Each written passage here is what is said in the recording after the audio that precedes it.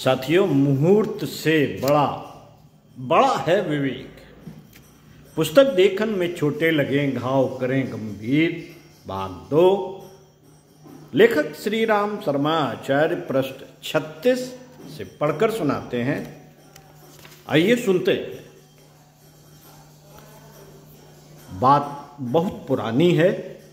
Iran में शाह अब्बास नामक एक शासक हुए थे। उन्होंने जनहित के कार्यों को बहुत महत्व दिया। महत्वपूर्ण कार्य तथा सुधारों द्वारा उन्हें अपने नाम की धाक जमा दी थी। कहते हैं उन्हीं के नाम पर उत्साहपूर्वक शब्द शाबाश प्रचलित हो गया।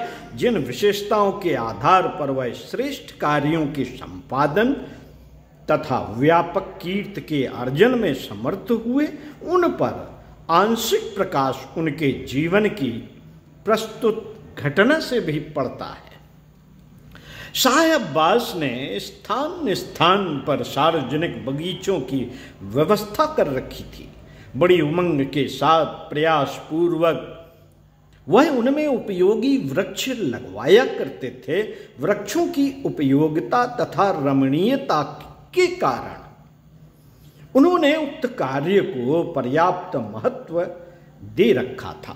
राजा लोग शौकिया बगीचे लगवाया करते हैं तथा उनमें किसी के आने जाने पर कड़ा प्रतिबंध रहता है, किंतु शाह अब्बास जनहित की दृष्टि से उक्त कार्य करते थे। अतः उनके बगीचों की रूपरेखा अन्य प्रकार की होती थी। उन्होंने जनता में भी सहज कर्तव्य बुद्धि जागृत की थी।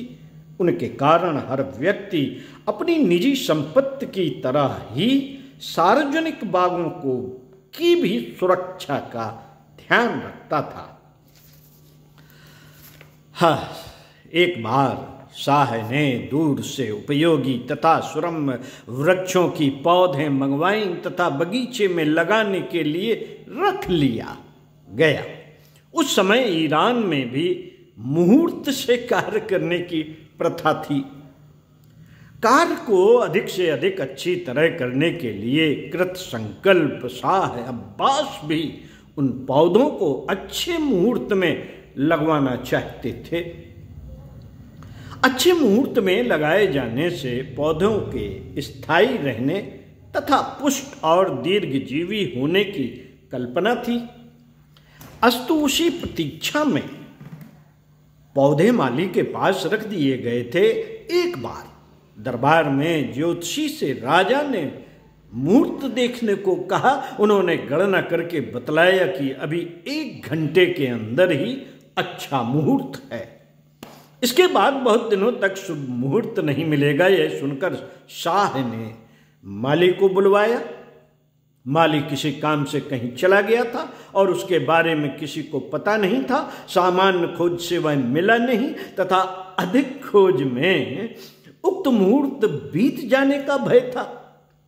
शाह स्वयं उठ खड़े हुए तथा अपने सामने उन्होंने मुहूर्त बीतने के पूर्व ही सारे पौधे जहां तहां जमा दिए। स्वयं श्रम करके कार्य ठीक समय पर किए जाने के संतोष के साथ राजा अपने महल में चले गए।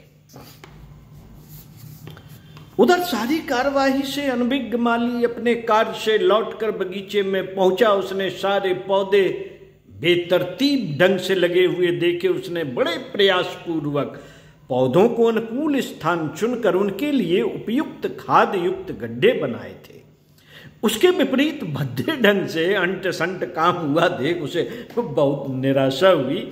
ऐसा करने वाले पर क्रोध भी आया। वहां किसी को न पाकर झंझलाहट में उसने पुनः सारे पौधे उखाड़ लिए।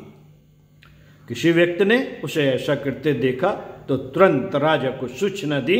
माली सारे किए किराए को बर्बाद किए दे रहा है। शाह समय पर माली की अनुपस्थित से पहले ही रुष्ट थे, पर सामान्य चूक मानकर उसकी उपेक्षा कर गए थे। अब यह बात सुनकर उन्हें क्रोध आ गया।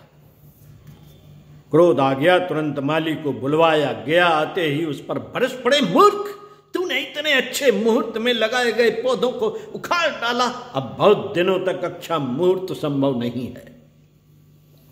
माली स्तब्ध रह गया। यदि उसे पता होता कि राजा स्वयं यह पौधे लगवा गए हैं तो वह शायद और कोई मार्ग अपनाता, किंतु अब तो भूल हो चुकी थी। उधर से कथित मुहूर्त को लेकर बागवानी कला की उपेक्षा के प्रति रोष भी आ रहा था। वह बोला, हुजूर, आपने स्वयं वृक्ष लगवाए हैं, यह जनता, यह जानता। आपने स्वयं वृक्ष लगाए हैं, यह जानता तो मैं उखाड़ता नहीं, और आपके मुहूर्त के लिए तो क्या कहूं। धन्य है वह शुभ मुहूर्त जिसमें लगाए गए पौधे कुछ घंटे भी न टिक सके।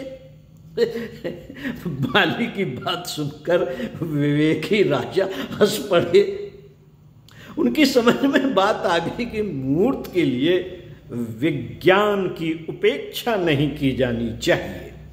उन्होंने कहा, अच्छा भाई, तुम अपने हिसाब से ही सब पौधे अभी लगा दो। सत्य का अनावरण करने वाला यह क्षण सबसे शुभ मुहूर्त है। शाह ने माली को पारितोषिक भी दिया तथा मुहूर्त की परंपरा के स्थान पर विवेक की परंपरा को बल देने लगे।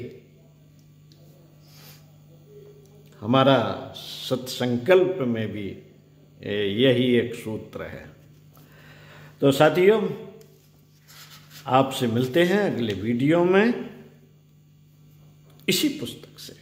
तब तक इस पर चिंतन पर मनन कीजिएगा। मुहूर्तवाद का विरोध कैसे कर सकते हैं, इसका ज्ञान विज्ञान क्या है। ओम शांति।